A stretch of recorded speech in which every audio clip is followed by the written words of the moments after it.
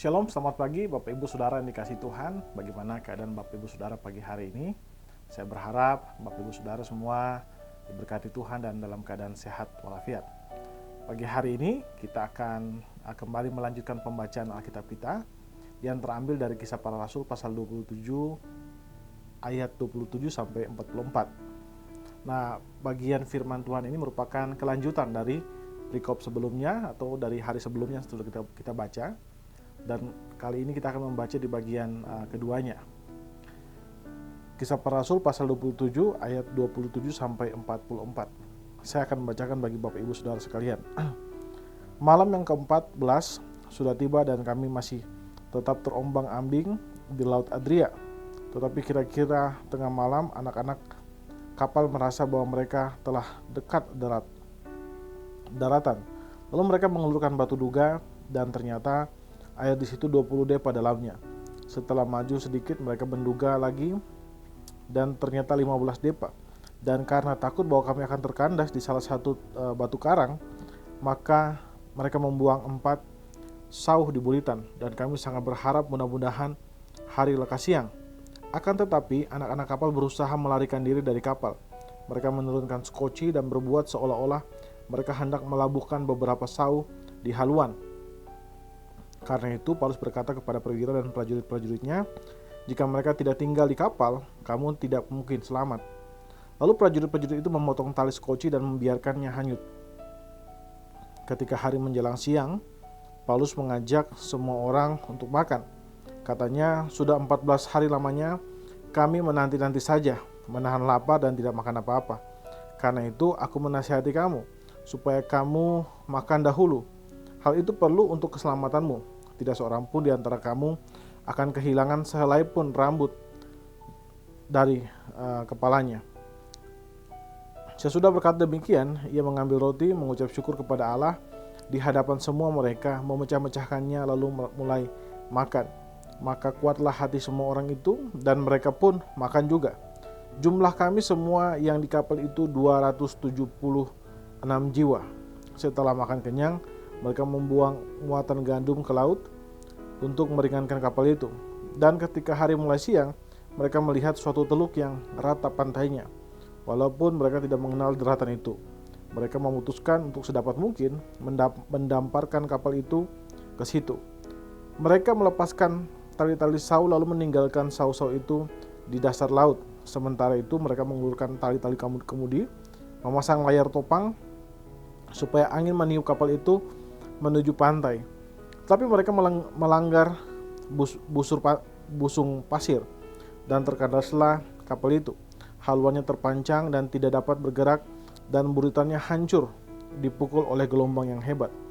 Pada waktu itu prajurit bermaksud untuk membunuh tahanan-tahanan supaya jangan ada seorang pun yang melarikan diri dengan berenang. Tetapi perwira itu menyelamatkan Paulus.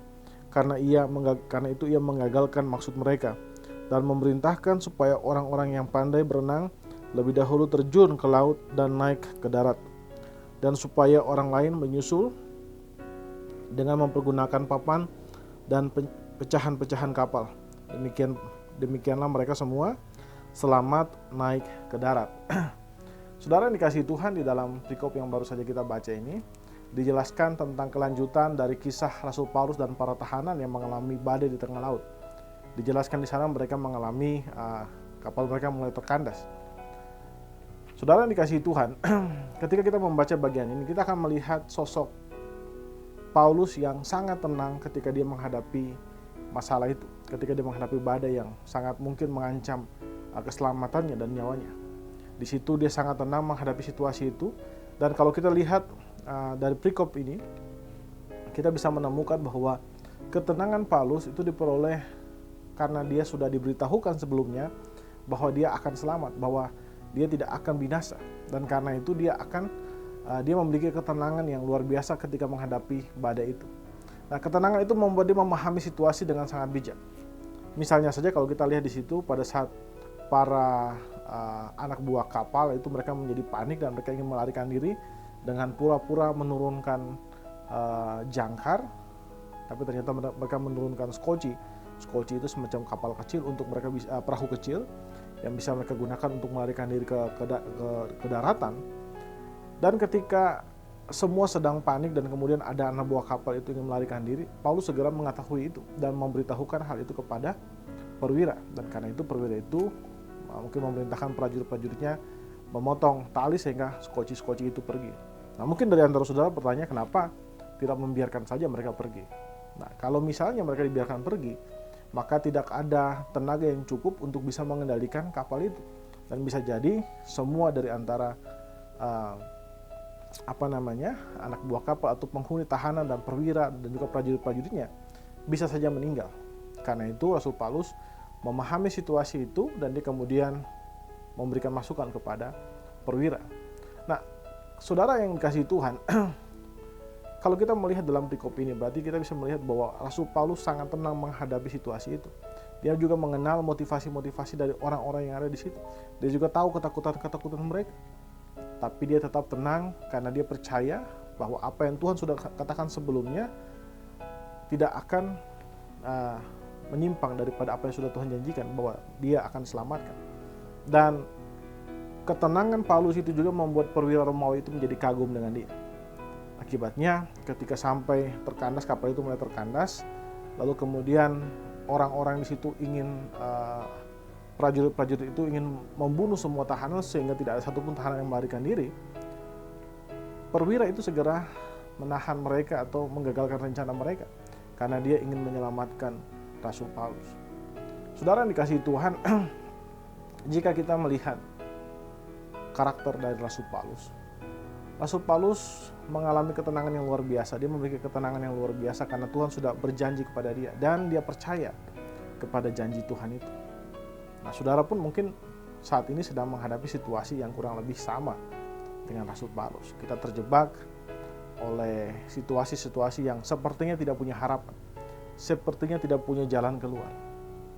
Tapi kita harus percaya bahwa Tuhan pasti memberikan jalan keluar kepada kita. Entah apapun caranya, bagaimanapun caranya, Tuhan pasti akan memberikan jalan keluar kepada kita. Mungkin kita melihat bahwa seolah-olah kondisi kita tidak ada jalan keluar. Tapi percayalah bahwa Tuhan tidak pernah meninggalkan umatnya. Tuhan tidak pernah meninggalkan kita.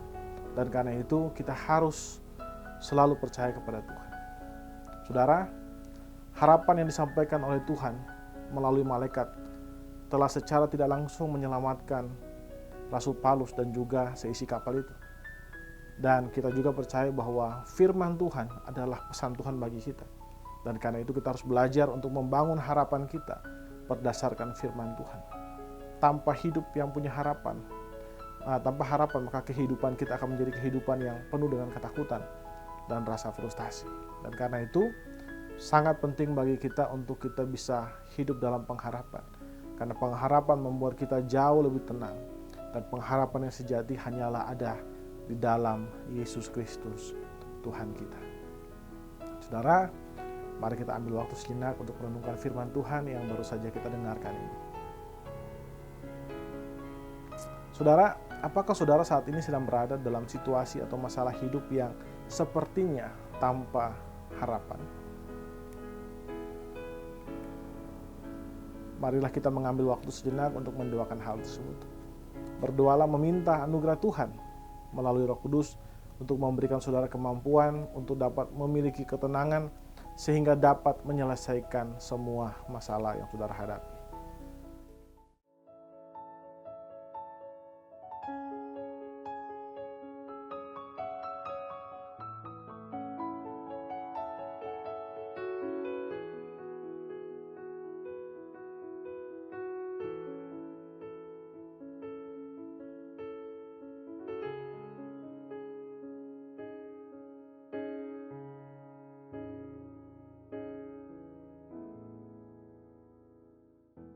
Saudara, marilah kita selalu percaya bahwa Roh Kudus akan selalu memberikan kita ketenangan ketika menghadapi berbagai tantangan hidup.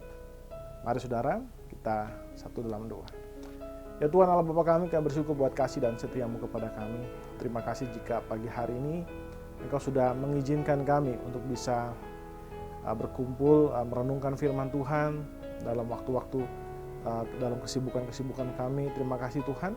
Dan kami berdoa biar firman ini memberikan kepada kami harapan bahwa Engkau selalu punya jalan keluar untuk menghadapi segala situasi. Dan karena itu kami membutuhkan ketenangan supaya kami bisa melihat semua persoalan yang kami hadapi dengan jelas, dengan jernih, sehingga semua persoalan bisa diselesaikan dengan baik, Tuhan Yesus.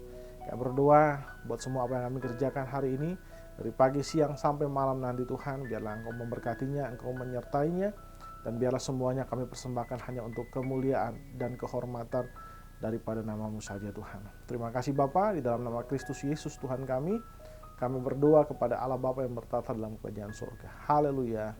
Amin. Amin. Bapak Ibu Saudara yang dikasihi Tuhan, selamat pagi, selamat beraktivitas, dan Tuhan Yesus memberkati kita semua.